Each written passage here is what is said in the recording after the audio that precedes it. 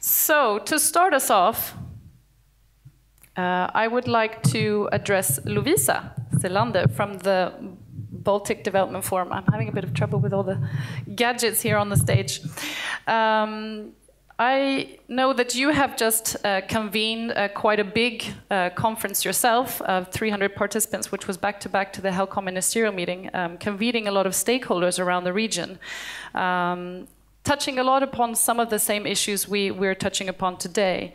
So I think we'd be eager, and I think it'd be interesting for the audience to find out some brief reflections from the outcome of this meeting, as well as maybe some key recommendations, and particularly maybe on the private sector on how to engage them. Yes, you just press the button there. Ooh, there you go. Okay, am I audible? Yes, you're audible. So thank you very much, and I'm glad to be here. We organized a conference in October 3rd in Copenhagen, the Baltic Sea Conference 2013, Blue Growth, Sustainability and Water Industries. And we had the pleasure of doing that together with the European Commission, DG Mare. And I'm sure we'll get some of your reflections as well on that. And this was a platform where we gathered both public and private sector actors to try and discuss these challenges together. And I will briefly mention a few key points that came out of those discussions. This was a full day and 300 participants. But we all seem to be agreeing that the Baltic Sea region is already a front runner when it comes to blue and green growth. And we are well placed, as we also heard Fredrik Lind describe earlier. We're a prosperous region, we're strong in innovation, we have a long tradition of cooperation, we have platforms to use, we have the strategy for the Baltic Sea region, not the least, which is a very good starting point. And there is also an environmental awareness in this region. And the standards that we've set, they are high. And with that also comes a responsibility to actually reach the goals that we've set. We noted that we need to strive for coherence in environmental regulation across and beyond the Baltic Sea region in order to ensure a level playing field for business. And those that are going to take up the role as first movers, they shouldn't risk losing out because of delays in enforcement and so on. That was an important point that came up a lot. And when we talk about the region, sometimes the Baltic Sea region is not even enough, especially if you talk about the shipping sector, which operates on a global market. For them, it's extremely challenging to have specific rules on emission control, for example, within a specific region. And they're finding it very challenging to deal with the new emission targets on SOx and NOx, for example.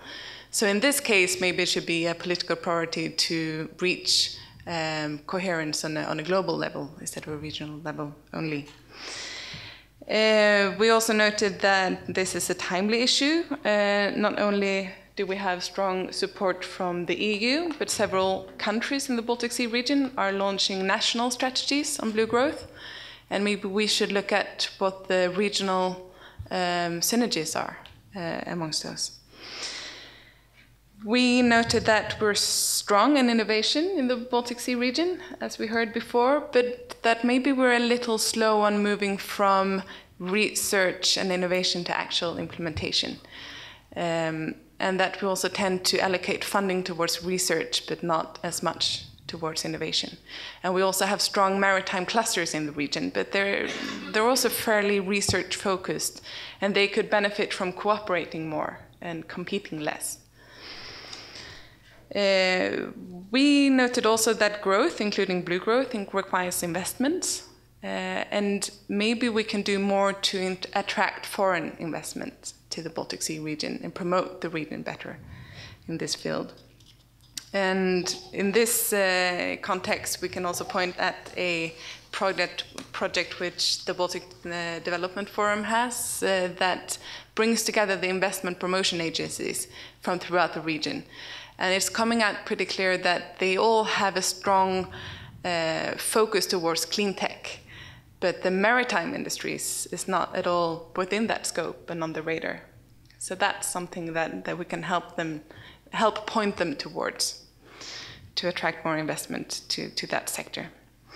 And we also noted that there is a need for more platforms for these kind of stakeholder consultations where you engage both the public and the private sector actors.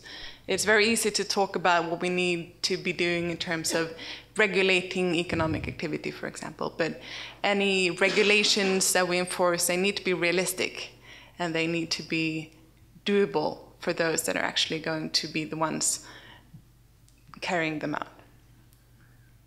So those are a few messages from the day. And where do you see, I mean, or where does BDF see itself in the future? I mean, I think you've listed quite a few things there, but where do you see as being the key role now in terms of the future and building of the strategy, in terms of convener or facilitating the process forward in terms of the private and public sector? BDF could serve as an interface between the public and the private sectors, and that's also what we're trying to do. And BDF is also engaged in the EU strategy for the Baltic Sea region as a horizontal action leader, for example. But we're also trying to promote the strategy to other actors and to inform both public but private sector actors of funding opportunities, ways to engage, and what's going on at the moment. But it comes down to having forums where the private sector is actually present. We saw that we only had 3 people in the room. So if you actually want to engage the private sector, they need to be where the discussions are taking place. And BDF publishes this State of the Region report every year. We published the 2013 one in September. And one of the findings in that report was that one of the major weaknesses of the strategy for the Baltic Sea region is a lack of engagement of the private sector within the strategy. But maybe we need to look at how we communicate, not only to look at what forums we're present in, but maybe we need new types of messages in order to make the case for new actors to be involved in this. Okay, thank you, Lisa. Heitsi, do you want to say a few words in terms of the conference that you jointly did with BDF before we move on to other questions?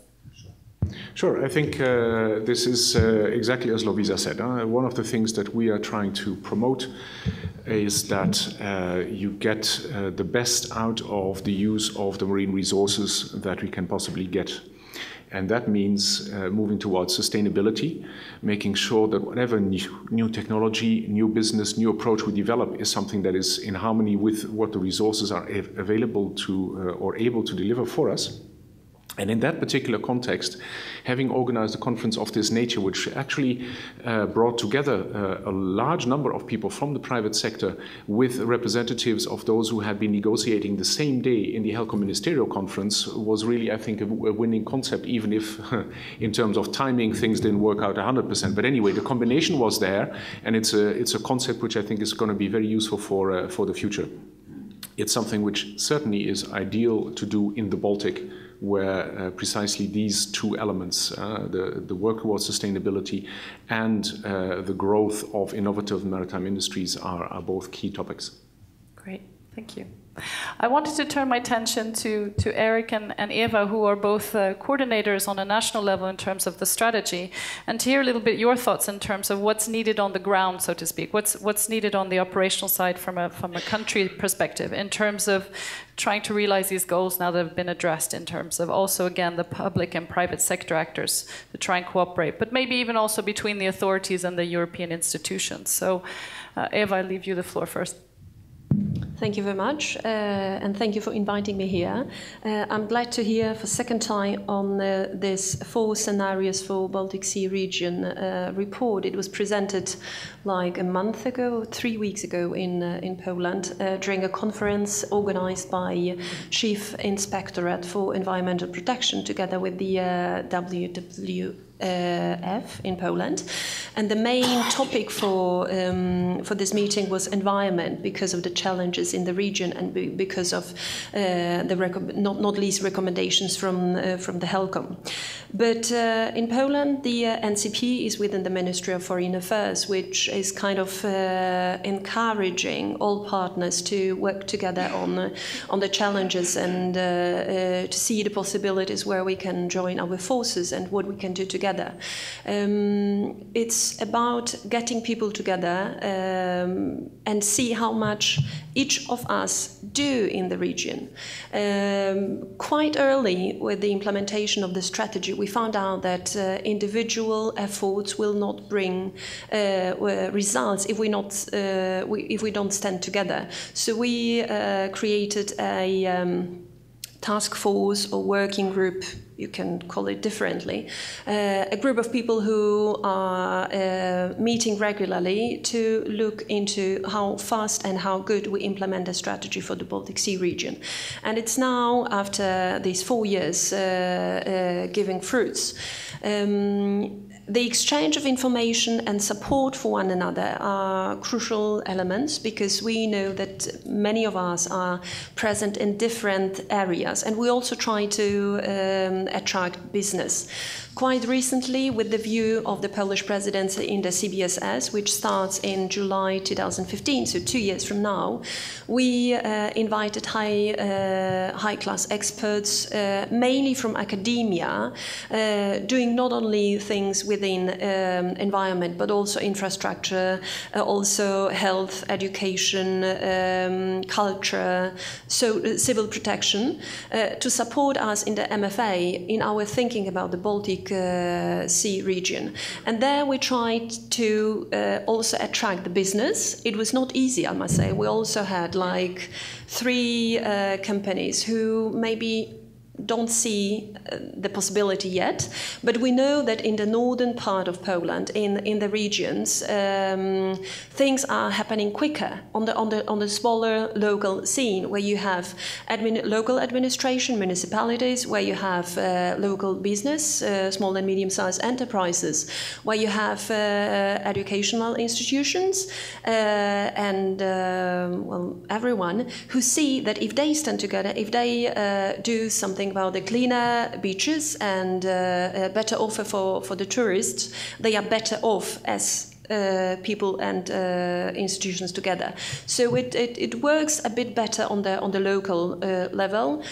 We try to attract these big companies present in the business cooperation in the Baltic Sea region. It's not big successes yet, but I hope that we can continue our encouragement for them to be involved. But as I said, the role of the MFA in the Baltic Sea strategy, and also in the other forums, because we have CBSS, Northern Dimension, HELCOM, Baltic 21, VASAP, Northern Dimension. Our role is to get people together and to make it clear for everyone how much we still have to do in the Baltic Sea region to have it safe, prosperous, easy, accessible for everyone, and to have good lives. Thank you. Great, thank you. And Eric, in terms of the Sweden perspective on this? Yes, well, thank you. I think we need to remember that one of the greatest added values of the strategy is that we're introducing something that you recommended at the earlier presentation, an integrated approach to resolving the issues in the region. And we're trying to do this in tandem. We're addressing the environmental challenges that I think all in this room are very well aware of. At the same time, trying to resolve how to create growth in the region. And this, I think, this strategy has introduced this in a rather new fashion that has not been in the region before. And one of the other side of this strategy, or the new component introduced, is we also have a link to the European Union. And this is hugely important for us to have this flying. We have the institutions committed to the challenges of the region. And I think in this region, we are all aware of the need to address the environmental issues in the Baltic Sea. I read a report saying that 98% of the Swedish population have at one time or the other visited the Baltic Sea. They know the Baltic Sea. The figure was very high in other Baltic countries as well. Like in Lithuania, it was 80%. So awareness is here. It's very clear and it's very evident. But I think the issues and the challenges have not been very clear in the European community or European Union and in the institutions. So this, I think, is different now, and this is very helpful to us. So I think we need to keep this in mind. And when it comes to engaging private partners, I think it's mostly about facilitating for them to get engaged, arranging with platforms, but also in policy areas showing that we're actually proactively supporting for the policy sector, which I represent, that we actually are supportive of those companies that are proactively investing in more environmentally friendly solutions like shippers, improving their prestanda when it comes to sulfur and nitrogen, which is actually happening. So I think, in contrast to earlier comments, that actually we should go ahead and support those companies that are investing for the future and showing that this is actually a benefit in the future playing a level field. Thank you. And Eric, do you think this would be quite a good example? I mean, Frederick came with this idea of the Singapore model I mean, trying to engage on all levels, so both government initiative as well as the business coming in and being an incentive. I think we've talked a lot about research and innovation, but that lack of, kind of pushing it towards it being operational. Would that be something realistic in this region or in Sweden, for example? I think it's interesting enough. You have to keep in mind Singapore is a city. We're 8 member states in a community, in a context which is much more complicated, perhaps. But still, I think it's worthwhile learning from others, certainly. And I'm sure we could learn something from a national level as well. I know too little about these examples to say clearly anything, but learning, yes. But don't forget, it's a little bit complicated atmosphere we're working with. Yeah. Thank you. Frederick, do you have any comments in terms of your experience when this happened? As I know you've worked a long time in Asia and Southeast Asia with trying to innovate new business. Yeah, so I spent 7 years working in Southeast Asia, based in Singapore, actually advising both the Malaysian and the Singaporean government on a couple of infrastructure-related projects. So I think there's 2 things that stand out as different if I compare my coming back to Europe and Sweden, which is dimension number 1 is around aspirations. I have to admit I started to like people who are a little bit more aspirational than maybe what they could or should be, but to be a little bit more bold and say, why can't we in 10 years time build a new city the size of Gothenburg in southern Malaysia? Iskandar project launched 3, 4, 5 years ago, and why don't we attract 50 or 100 billion US dollars in funding for this, and why don't we bring the best companies around the world? I mean, that was the business plan that was written. Similar style with Singapore, who stated 2006 that we can become a global leading blue technology hub in Asia. And no one really, thought that was possible. So I think there is some learnings around being a little bit more aspirational than what you are comfortable around being. That's one kind of key takeaway and difference. The other thing is, I also start to like the public-private partnership philosophy in many emerging markets, in particular Southeast Asia, where it was not so complicated, but if the government and the telecom operator thought that fiber is a good thing, why don't we have a public-private partnership in rolling out fiber in a clever way in Malaysia? Agreed, I think 2008, launched 2010, very successful, etc. So if we can be a little bit more aspirational and a little bit more practical and proactive on public-private partnerships, I think the 9 countries around the Baltic Sea would be in a better place in a couple of years' time. It sounds like you've been influenced by the Asian leaping higher than the mountain is, so excellent. So I want to turn now to, we actually have the EU institutions here, so 3 different DGs. We have Axel and from DG Regio, Heitze from DG Mare, and Giacomo from DG Environment. And I mean, what's interesting is you also have to coordinate in that level as well, in terms of you have the EU strategy as the umbrella, so DG Regio, and within that you also have to achieve the good environmental status, which is DG Environment, and then you also have the blue-green growth and the maritime policy under DG Mare. So from outside, it seems like there needs to be a lot of collaboration also from this level in terms of trying to get these policies to work and to achieve that on a broader regional level as well as a national level. So in practice, this collaboration, how do you see moving in the same direction to try and get all the different sort of goals and objectives to also bring in the public and private sector? Maybe I'll start with you, Axel. Well, first of all, I think it's worth underlining that in the context of the Baltic Sea Region strategy, the EU services are really working very well together. I mean, we have Environment, Mare in the panel. I see Agri behind there. The funding is key from my perspective. I mean, 50 billion euros. This is the cohesion funds for the Baltic Sea region in the coming 7-year period. 50 billion euros. This is something that we are trying to promote today. You have heard it several times, to mobilize the funding. We have 50 billion euros that we can pick from.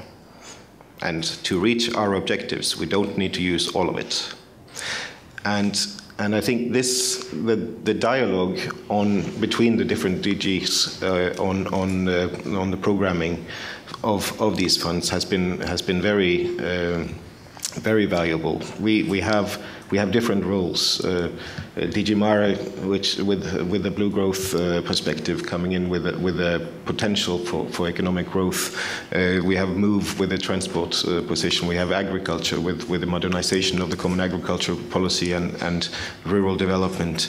And I think really this is a sign in the time that also the EU is approaching this in a very integrated way, and of course this also means bringing in the private sector. I mean, we're talking about funding. This is not only about EU funding. This is about private sector. This is about NGOs. This is about national governments and regions, and it's basically finding the right sources of funding, the right actors to make the right decisions at the right time.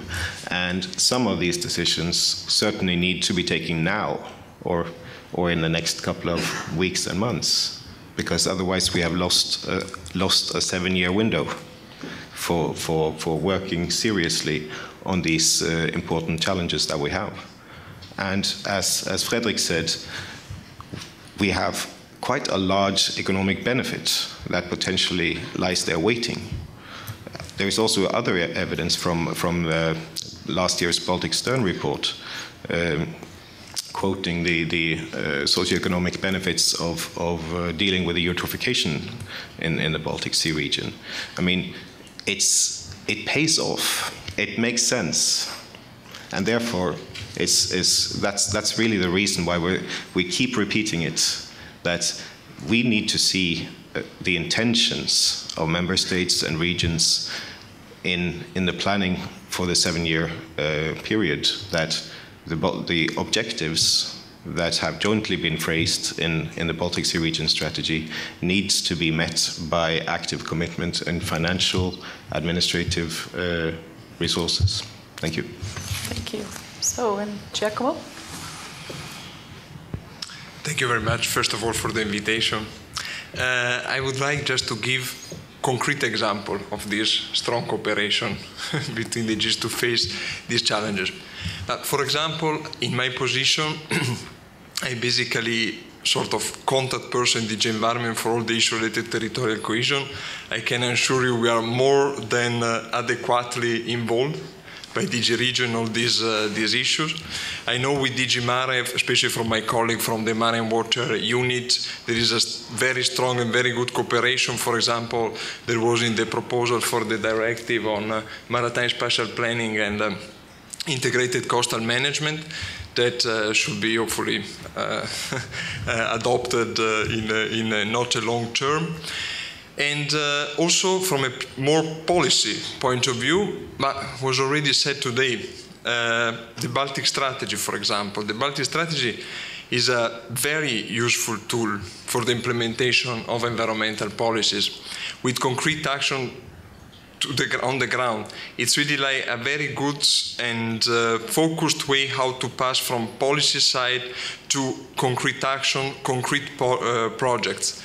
For example, there are, you know, of course, the environmental aspect are very well integrated in the strategy, and there are several flagship projects that really very well address our main policies in the field. I mentioned, for example, was already mentioned the Marine Strategy Framework Directive. Of course, it is a very important policy framework for all the activities also in the Baltic, but also address like very important policy framework like the EU 2020 biodiversity strategy, that also several actions foreseen in these strategies are addressing specifically water issues. And going to the financial part, and also to possible cooperation, public, private. I would say, for example, now is not adopted yet, but probably most of you know that the main financial instrument for environmental policy is the LIFE program. And there are a couple of aspects I would like to underline, particularly the first one is very important in this context. The fact that now are foreseen new, we can say, kind of project, the so-called integrated project. Integrated project means that our project could be developed using different funds, EU fund, but also other public fund and private funds. So this is a very good way of cooperation, of joint, facilitate really joint effort in the sense also public-private sector. And on the other side, also there is strengthened the region, even multi-regional aspect. So it will be somehow easier to develop a project at a transnational level. For example, very relevant for the Baltic. Also, the cross-sectoral approach is more underlined. And also, just I hope another useful information, will be also a possibility to involve other non-EU countries, but I, of course, here underline that, of course, for the benefit, the activity should be always for the benefit of the EU territory, but also in this sense could be, I think, useful instrument in this sense. Okay, thank you, Giacomo. And Heitze. Yes, I hope we're not getting too repetitive here with this massive Commission presence here. That would be sad. So I'm going to try and pull things together a little bit. The first thing that occurred to me, hearing the discussions here about where we stand in terms of sustainability and what we want to do if we want to make growth successful, is that the Baltic Sea is really a microcosm, if you will.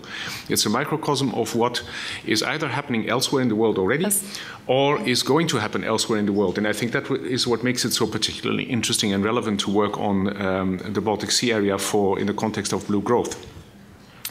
Secondly, and this is where the various angles that we all cover come together, is there is a lot of good work already being done in terms of cooperation and in terms of regulation or governance. You have HELCOM and the Baltic Sea Action Plan, covered by DG Environment, obviously, but which are actually very successful in certain respects. I mean, one of the things that they have achieved is achieving one of the biodiversity targets, I think, from Nagoya ahead of time, if you will, and certainly as a model for what could be happening in other areas.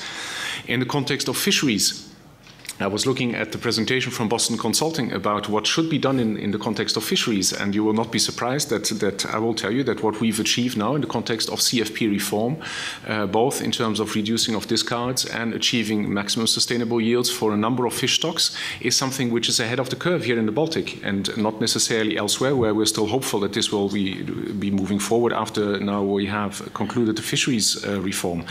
If you look at emissions reduction for shipping, again, yes, you can gripe about the fact that this is specific to the Baltic Sea region, sulfur emission reductions, and hopefully at some point also soon nitrous oxide emissions reductions. On the other hand, what you have seen as a consequence of this is that there are a lot of operators in the Baltic Sea area who are working specifically on technologies to make shipping more green and more clean, and this is something which has a huge potential for the future in terms of what is going to be happening soon in other sea areas around the European Union as well. Now, what do we want to do or need to do in order to keep all of this rolling and keep it working as effectively as possible? First thing, I think, is all actors in the Baltic Sea area need to keep working together to achieve sustainability as part of growth and growth as part of sustainability. This means innovation. It means research. It means making use of all the networks that are possibly that you can possibly find in order to move this innovation in that direction as good as possible. And why not think about something that has been done in some of the regions around the Baltic Sea area, such as the launching of a master plan for maritime technologies for the whole of the Baltic Sea area, which could really be a huge kick forward in terms of developing maritime technologies that also make sure that the Baltic Sea environment is functional. Then in the governance context, we talked a lot about integrated governance, about getting the scorecards from red to green and so forth and so on. I would just pick out one example. I would say, quit playing political games about proposals such as our proposal for a directive on maritime spatial planning and integrated coastal management. HELCOM and WASAP have set very ambitious targets for the Baltic Sea area in the area of maritime spatial planning, and this proposal will help you achieve them. So why not just make sure that it gets the support that it needs in order to pass the hurdles of the two co-legislators in the European Union. And then finally, I want to echo what Axel said as well. Please, and what was said earlier in the plenaries this morning, look at the funding. Make sure that what is available now and what has been made available in a far more transparent, coherent and cross-cutting form for blue growth in the new funds is actually used in that context when preparing the partnership agreements and the operational programs. And in that same vein, think about other funds as well. Horizon 2020, again, coming back to research, is going to be crucial here. And think about using financial instruments such as the European Investment Bank or the Nordic Investment Bank that can help in supplementing the money that's being made available through the European structural and investment funds. Thank you. That was a lot of words in a very short time. I'm very impressed by the speed there. So I think we got funding as one of the major ones. We have some projects like the LIFE project, thinking more cross-sectoral, as well as thinking of projects not just being in a small area, but on a regional scale, and integrated governance. And we have the MSP directive, or the MSP, which is one way forward. So I would like to turn to the audience if anybody has any questions at this point. I see a hand there. The lady there. So if you could please just introduce yourself and the institution or organization, and then your question, please. Okay, good evening. Honorable speakers, thank you for your presentation, thank you for your discussion. It was a great pleasure. My name is Olga Solotka. I represent Yanka Kupala State University of Grodno, Belarus, as well as Baltic University program. My question is quite broad, but still reasonable. And here it is. Well, in your scenarios of development of the region, as far as I understood, you've been using mostly the analysis of, let's say, situation in the region itself. But still, Baltic Sea region is connected with other countries, with other regions, economically, but first of all, ecologically. I'm from Belarus. I'm not from an European Union country, but still, the river of Neman, the river of Daugava are flowing into the Baltic Sea, and what's going on in Belarus, what's going on in Russia is going on here in the Baltic Sea region. So what are the concrete tools which are used to evaluate and to predict this influence, ecological, economical, political, and social, which goes outside of the region? What are those tools of evaluation? So I would be very grateful if you will answer me precisely. Thank you. Okay, let's see how precise we can get. I maybe can start, and maybe Fredrik, you can follow in terms of the BCG report. But when the scenarios were done for WWF, we actually had about 50 stakeholders that met together, which discussed about what were the priority issues for the future. And through that, we condensed it down to find out exactly what were the issues and where they were going. We had stakeholders from all the region, unfortunately not from Belarus, but we did have some from all the 9 countries around the Baltic region. So it was very much focused actually on the coastal area. But you have an excellent point there, because the catchment area, of course, is 4 times more water body than the Baltic Sea itself. So absolutely, there are a lot of countries around there, like Norway, Belarus, that have a big influence, and those need to also be targeted. And one discussion is whether, I know through HELCOM there's been discussions about looking at how you can have bilateral agreements or discussions about how to work to, for example, with the problem of eutrophication in terms of the nutrients, to try and have those discussions, although they're not per se sitting in some of these regional bodies that we have today. Very good point, thank you. Do you want to add something, Fredrik? Well, very briefly then, on the report, I have to disappoint you that the scope of the report was to take a very Baltic Sea approach. Having said that, I have to admit I liked your question a lot, and I think you are spot on, but that was not the scope of the report. I think the only link we did, which is worthwhile emphasizing, is that there is an export link in the report in terms of if we can do much better regarding Baltic Sea issues with regards to eutrophication, hazardous substances and overfishing, that is definitely exportable to other parts of the world. And we are not unique here having those issues. So very good question. Okay, thank you. Axel, you also had a comment? Thank you. I think it's very good to get a question on neighboring countries, since I'm from a neighboring country myself in this context. Now, regarding Belarus, we tend to forget mentioning Belarus when we talk about the neighboring countries. I think it's because Russia is so big, but certainly Belarus is involved in the strategy certainly on project level. There's quite a good, as far as I've learned, nutrient reduction project in Belarus as well, called Presto, helping training staff, raising the skills of people dealing with municipal wastewater in the country. So I think this is quite a good example of the benefits in Belarus, and of course for the Baltic Sea region, of the wider integration between EU members and non-EU members. And I certainly hope that Belarus will continue participating in the Baltic Sea region in the future as well. Thank you. Thank you. I hope that was concrete enough. Any other questions? We have time for one more question. The lady there with by the video stand or the camera. Thank you. My question is yes. My question is very short, so maybe you have time too. I'm Charlotta. I'm from Finland, representing Baltic University Program and Åbo Academy University. My question is directed to Mr. Siemens. Is it correct? Yeah. Did I understand you correctly that? Do you think that the EU proposal for the directive of maritime spatial planning and integrated coastal zoning is completely unnecessary? You said something about that HELCOM had already done everything, that quit playing political games, and do you think it's necessary to make this directive? Okay, I have a quick answer and a longer answer. Obviously, we would not propose it if we didn't think it's necessary. That's the short answer. And the longer answer is that, and what I tried to say, but obviously I was speaking too quickly. What I was trying to say is there's a lot of work going on with respect to maritime spatial planning and integrated coastal management in the European Union.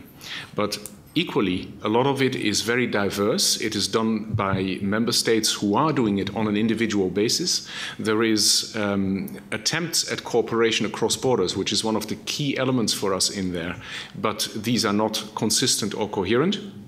And in the context of the Baltic Sea area, for example, there is a lot of work and reflection going on in the context of HELCOM and VASAP as to the implementation of maritime spatial planning, particularly in a cross-sea basin context for the whole of the Baltic Sea area, but it's a completely voluntary concept.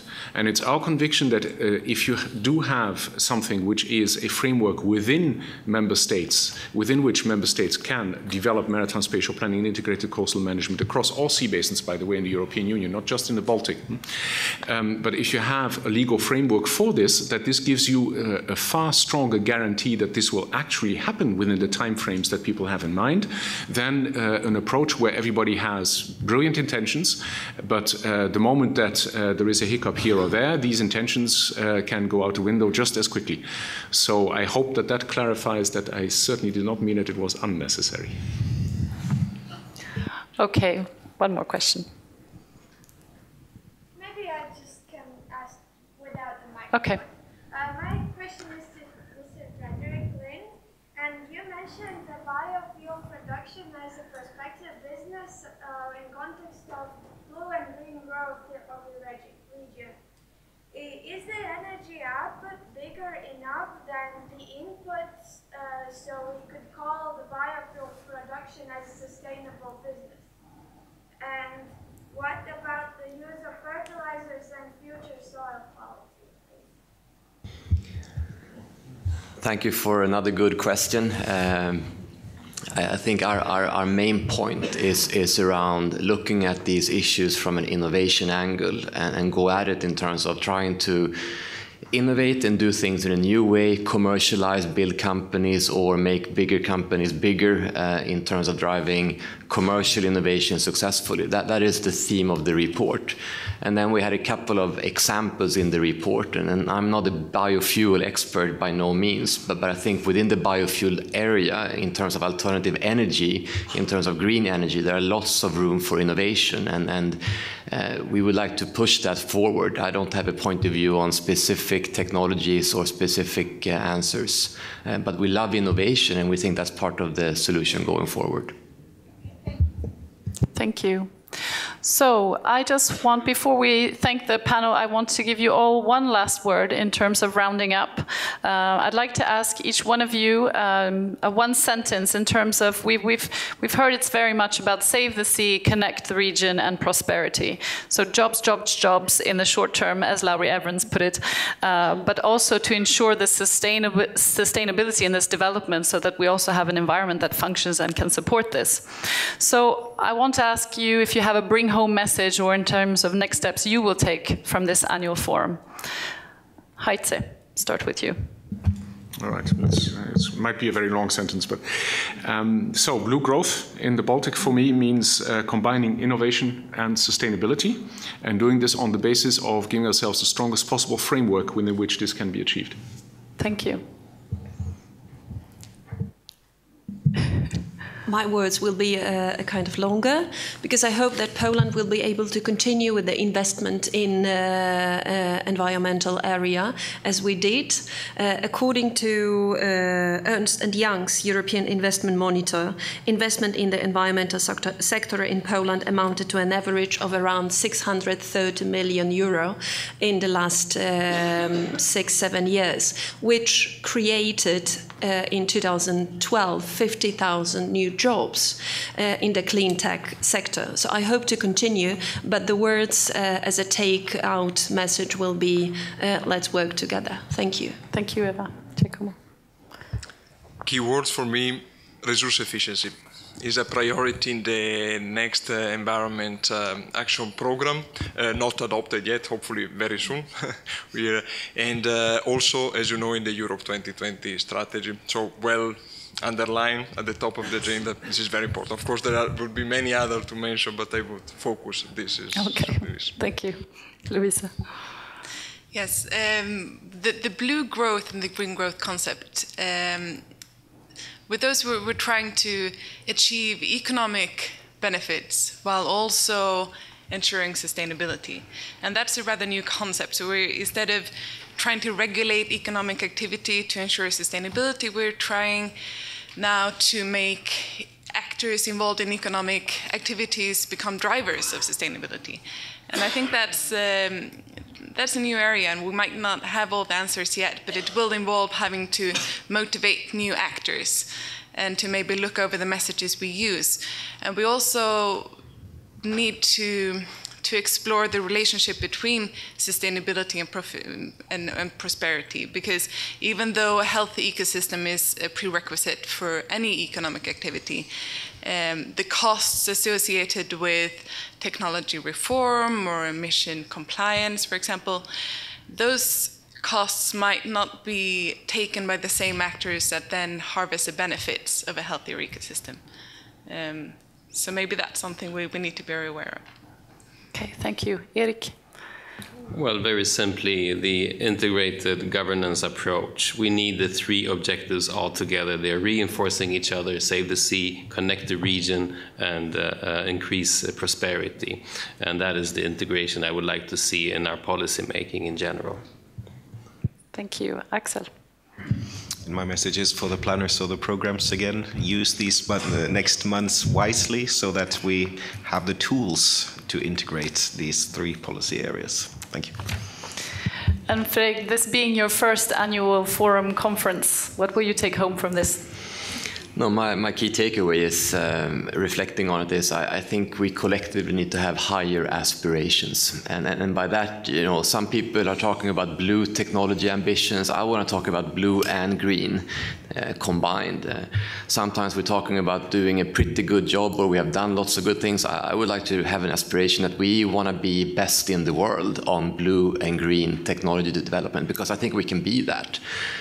Thirdly, I would like to see both EU amending the Baltic Sea strategy to talk about world-class blue and green technology ambitions, and I want to see that in respective country national strategy.